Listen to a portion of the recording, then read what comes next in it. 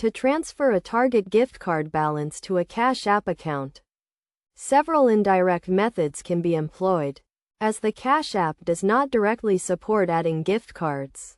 One approach is to use the gift card for purchases and then transfer funds from a linked debit card.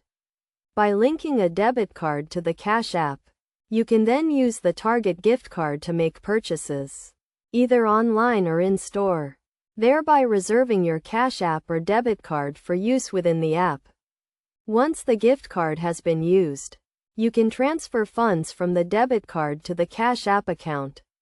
Another option is to buy a prepaid Visa or MasterCard gift card with the Target gift card.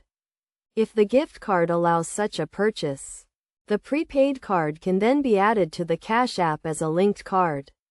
Alternatively, some online services may allow the use of a Target gift card to buy Bitcoins, which can then be transferred to the Cash App wallet.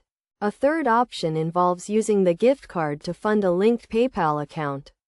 By adding the Target gift card as a payment method in PayPal, you can then transfer the funds from PayPal to the Cash App, provided you have linked your PayPal account to the Cash App.